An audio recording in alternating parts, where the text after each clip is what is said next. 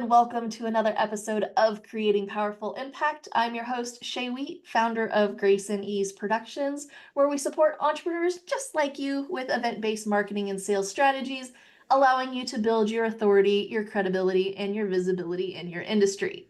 And today's guest absolutely knows all of those things. I'm super excited to bring her on because, she's a pretty big deal, y'all. Just want to put that out there. And now she's probably blushing, but check this out. So Kelly Roach is one of the only female founders in the online space to build her company from 0 to 8 figures with no debt, investors, or outside funding. She's also a former NFL cheerleader and Fortune 500 executive turned 8-figure entrepreneur, empowering thousands, and I mean thousands around the globe to achieve financial and lifestyle freedom through entrepreneurship. She's an 11-time international best-selling author, podcast host, has been featured in all of the major media such as the ABCs and the NBCs and the Fox and Forbes. She's won a number of awards, and this is one to tout, I think, number 287 on the Inc. 5000 list. So please help me welcome Kelly Roach to the Creating Powerful Impact stage. How are you? I am good. Thank you so much for having me. I'm excited because, we're all about talking about impact and how are you creating impact in the world. And you've done a number of different things in your journey to get to where you are today. I would love for you to share with us what does creating impact mean and look like for you?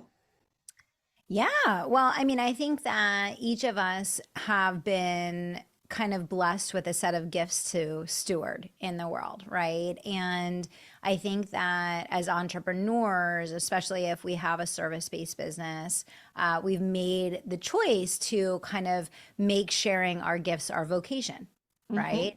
Yes. And so, when I think about impact, I think about really dedicating your life to stewarding those gifts, to sharing those gifts with other people, to being of the highest level of service that you possibly can be with those things, and really to grow your income as a byproduct of the number of people that you impact. So that's kind of my perspective on what that looks like. I love that. I love that.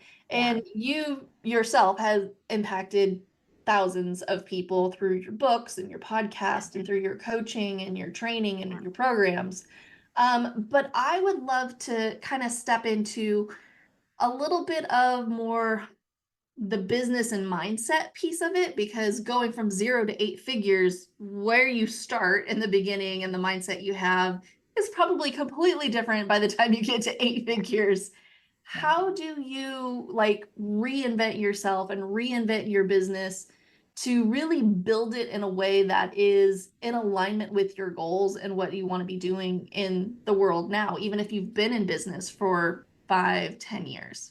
Yeah, yeah. Well, I think there's a couple different elements of that, right? So I think that first of all, reinvention is a fundamental necessity if you want to stay in business for the long term and continue to grow. Just like innovation is a fundamental essential to be a leader in any space over time. And I think that planned reinvention is really important, especially for entrepreneurs, because I think of a lot of entrepreneurs that have been in business for a while, and there comes a time where you feel like the business no longer matches your vision, your desires, what you want to do with your time, your energy, maybe the business model that you want to operate in, or the things that you even want to teach on, or the structure of the programs that you want to deliver.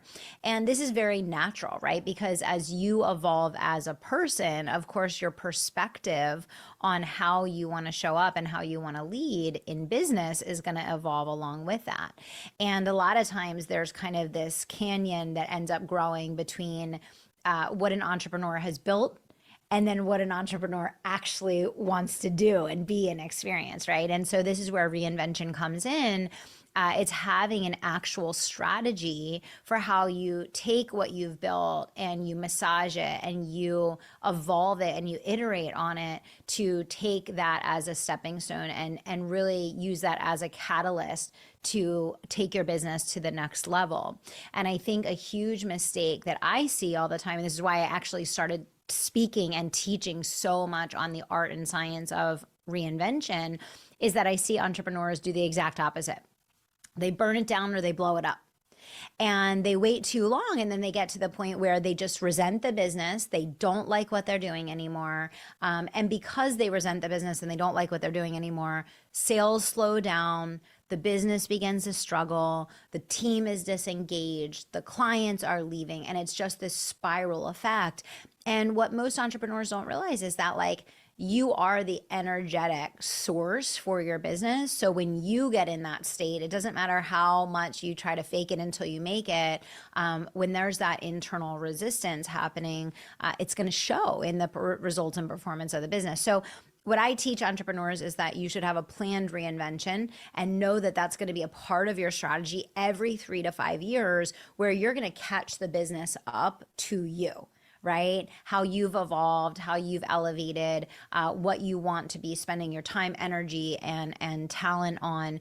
And when you do that, like I said, you can actually have each reinvention that you do be a huge re-entry point in the market that will actually drive sales and drive growth, versus what I see most people doing when they blow it up or burn it down, whereas like you kind of have to scramble and start over, and you lose a lot of customers and you lose a lot of the market's attention in the process, because they can see that you're a mess, right? And they can Yeah. see that you're making these panic pivots instead of this strategic, intentional decision to elevate forward. Yeah. So many things just came out of that I want to make note of. The art and science of reinvention that happens, what did you say, every 3 to 5 years? And it's actually planned. Mm-hmm. I Yeah. don't think anybody actually plans a reinvention. Mm-hmm. So that's a huge takeaway for me right now. I've made some notes. I'm like, oh, okay. Because Yeah. I mean, I plan events. I plan, like, what does that Yes. look like? I'm a planner, but I've Yes. never actually thought about planning a reinvention. So Yeah. that's amazing. Yeah. And can I give an example of that? Because I Yeah. think it's really important what you're saying. And you're right. Most people don't think about planning a reinvention. And then it just happens. And it's like what I teach, and actually in the art and science of radical reinvention and the reinvention playbook, which we're going to give everybody that's listening for free. So there's going to be a link down below. I would never leave you hanging. I teach you the step-by-step process for doing this, but I'll give an example.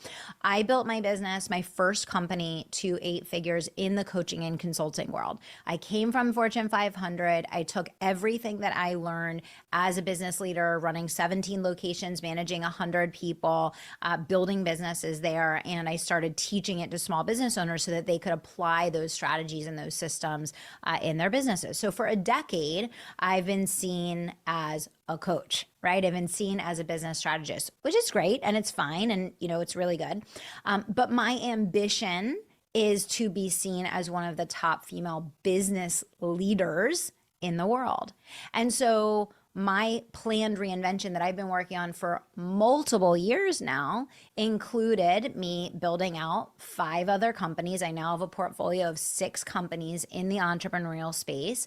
It included me building companies that don't use my face, my name, or my personal brand to run, that have their own leadership teams, that have their own brands, sellable assets, exitable companies.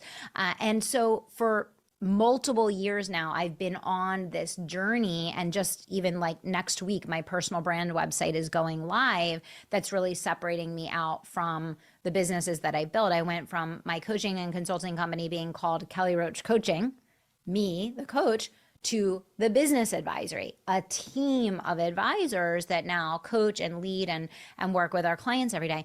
So that planned reinvention for me is going to take 5 to 10 years to complete, right? But at the end of that, my goal and my vision is to have a 9-figure portfolio of companies and to really reposition myself in the market just as a business leader and mentor, not as a business coach in that singular fashion. And so that might help, like, for some of the listeners. And maybe you're not looking at ambition in that way. Maybe you're right now you do a done for you service, and maybe you're feeling a little burnout on that and you're exhausted and you don't want to do a done for you service anymore. Maybe you want to become an agency owner and you want to go from you doing the work to having a team that does the work.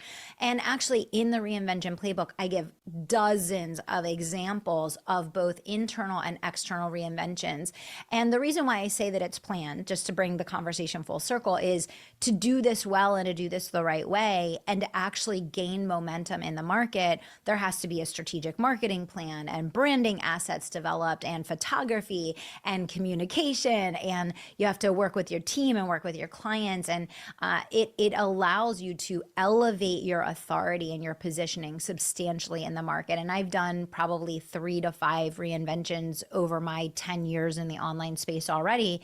And I'm going to continue to do that as we go forward. That's amazing. I love that. Okay, definitely can't wait until we get the download. Yeah. But you mentioned something in there about, so in this reinvention, Mm-hmm. as you're, changing and adjusting yourself as a leader, there's got to be some like capacity, like growth within yourself. So you don't necessarily become the cap. Mm-hmm. Can you talk about how we don't hit our own glass ceiling? Yeah, well, we do hit our own glass ceiling all the time, right? And actually, I'm going to give you another guide to link in the show notes down below, and it's called the Internal Shifts Guide. And it literally walks you through when you are hitting your capacity, the internal shifts that you have to make to open up your capacity to shatter those glass ceilings. Because you're absolutely right. We are always the cap or we are the catalyst. Never anything in between. We're either the person that is the reason why we're taking the business to the next level, or we're the person that is the reason why we're not. And a lot of people think it's changing strategies constantly. 99% of the time, it's not about changing strategy. It's about elevating your capacity. It's about growing your leadership. It's about elevating your perspective, your patience, the way that you emotionally manage situations and developing more emotional control. So there's a lot to that, but you're absolutely right. And it's doing that work. It's doing that work on ourselves, and it's developing a daily practice around expanding your capacity. Do you have any examples around kind of how to start expanding? Yeah, I mean, it starts with awareness, right? So if you think about capacity, you think about like a pie.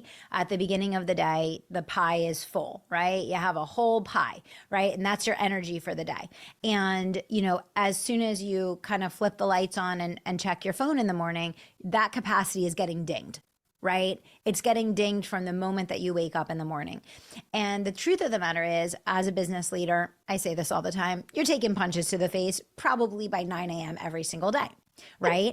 So in order to build your capacity, you have to develop a practice of how much energy am I going to give to this situation versus this situation?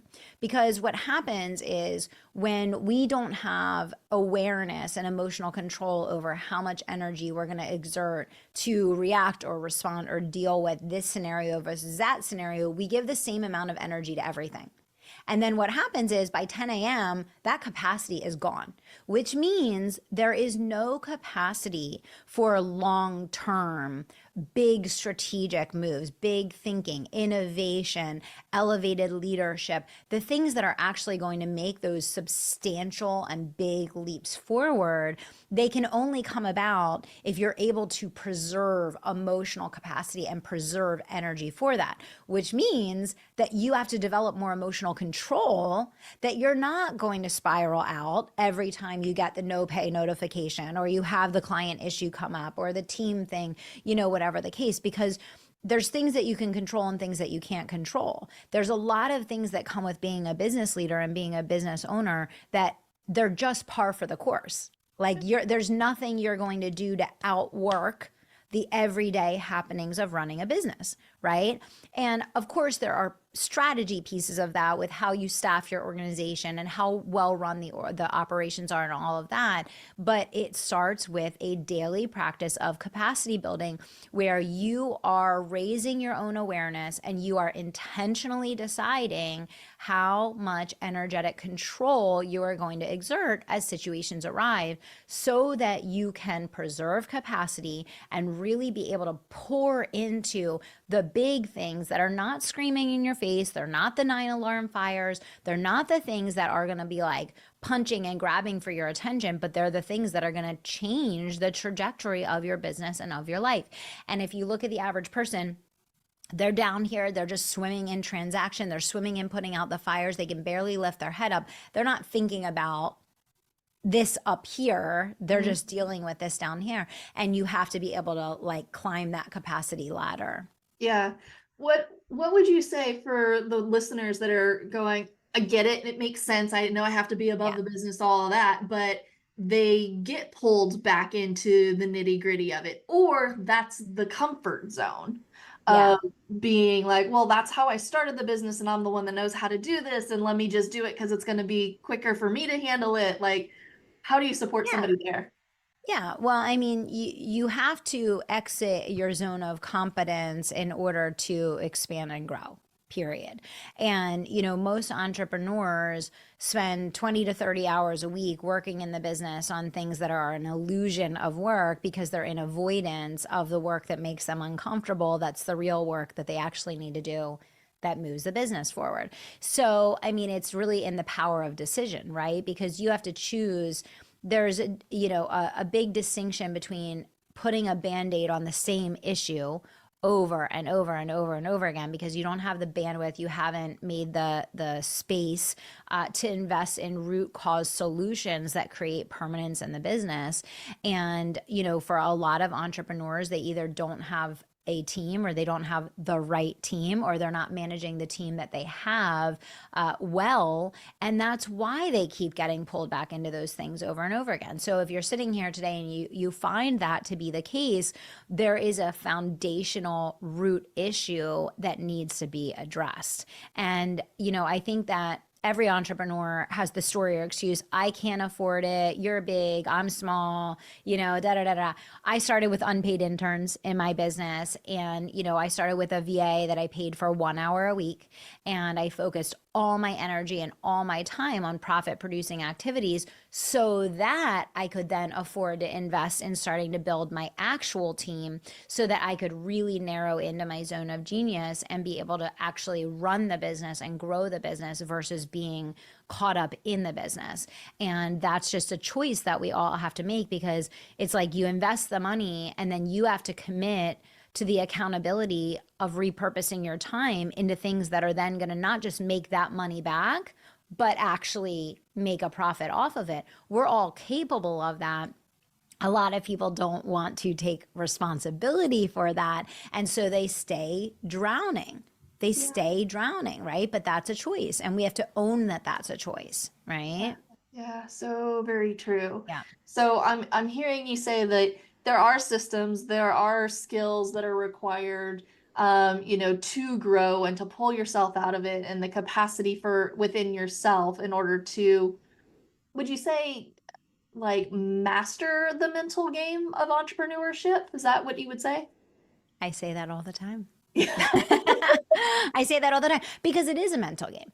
Yeah. If I look at how we went from 7 to 8 figures in my first company, it was the exact same strategy.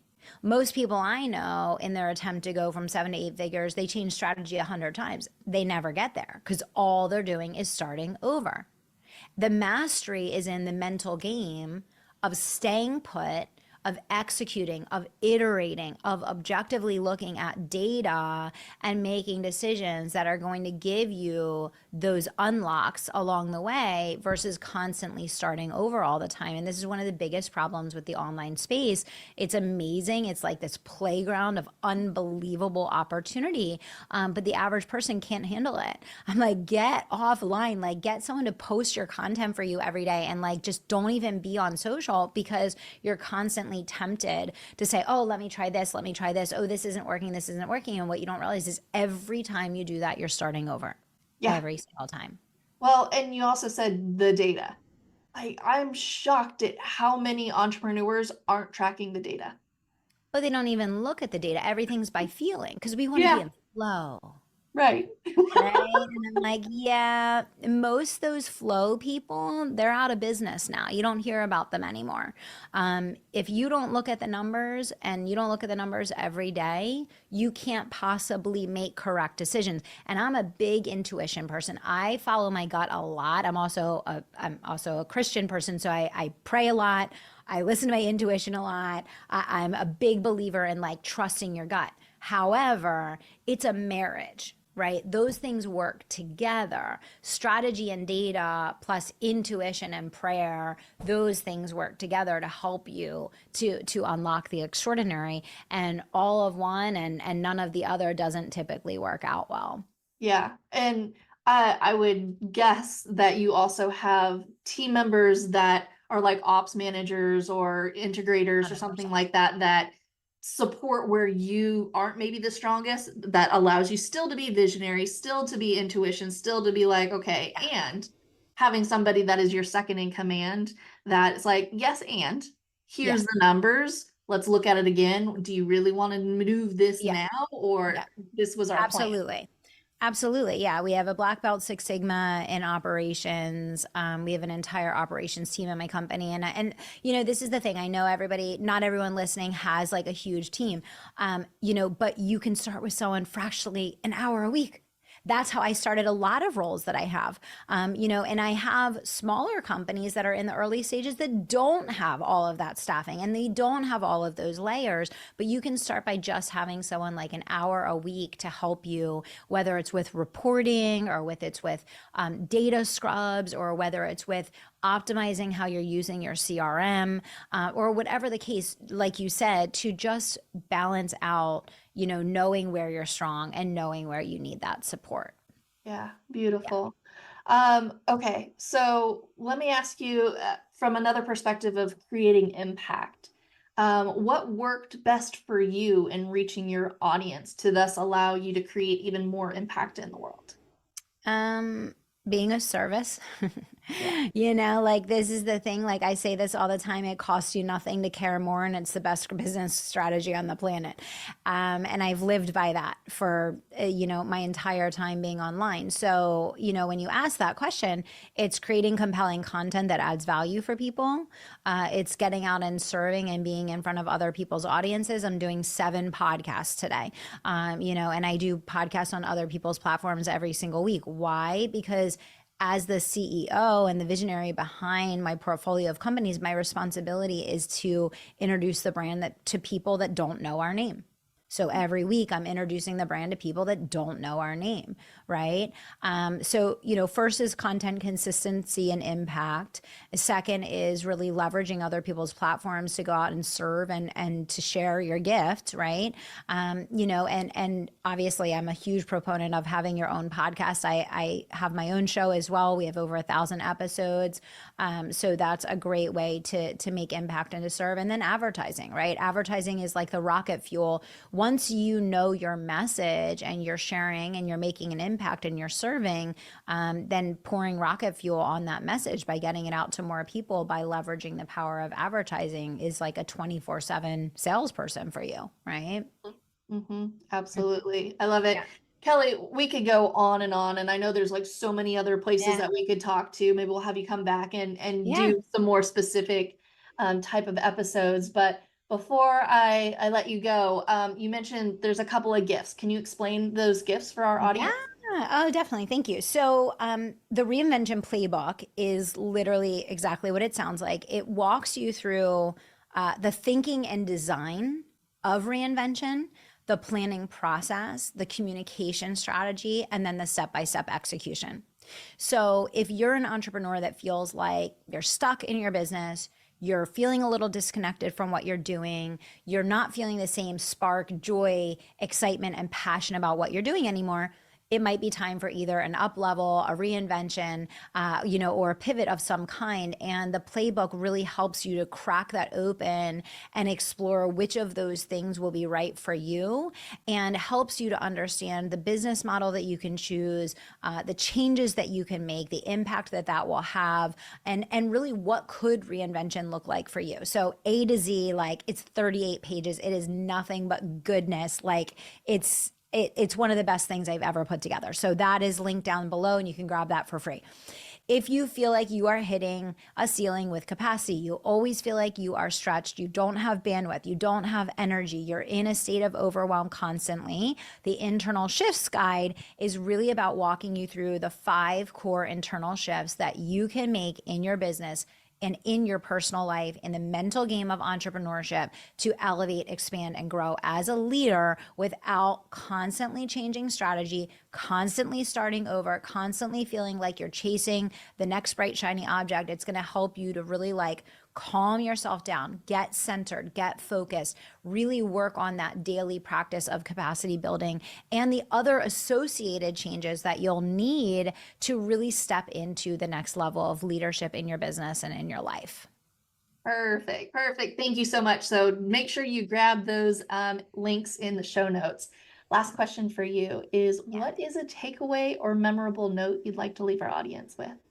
I think the biggest thing is just really the power of focusing on growing your income as a byproduct of impact. That is the biggest thing I've learned. I've been in the online space since 2012. I've seen so many people come and go. I've seen so many people rise and fall. I've seen so many brands as the rising star that implode and you never hear from them again. And the thing that has rung true for me and is the why behind our brands continuing to grow with certainty and confidence is just focusing on caring more, focusing on serving, focusing on impact. And if you have good intent and your follow through is strong, you will be able to grow your income and achieve your goals. Beautifully said. Thank you so much for being with us today. And I want to thank our audience for joining us on another episode of Creating Powerful Impact. I'm super excited for you to take all of these lessons and resources that you've learned here, implement them, and create even more impact in your world. Until next time, have an outstanding day. Thank you so much for listening to the Creating Powerful Impact podcast. If you are a successful coach, speaker, author, or thought leader who would like to be on this program, simply visit creatingpowerfulimpact.com/guest. If you are someone who got something out of this interview, would you please do me a favor and share this episode on social media? Just do a quick screenshot with your phone and text it to a friend or post it on your socials. Also, if you know somebody that would be a great guest, tag them on social media to let them know about the show and include the hashtag Creating Powerful Impact. I love seeing all of your posts and great guest selections. We are regularly putting out new episodes and content. To make sure you don't miss any episodes, go ahead and subscribe. Your thumbs up, ratings, and reviews go a long way to help promote the show, and they really mean a lot to me and my team. Want to know more about us? Head on over to our website, graceandeaseproductions.com, or follow me on LinkedIn, Facebook, or Instagram. Just look for Grace and Ease Productions on your favorite platform. Thanks for listening. We'll see you next time.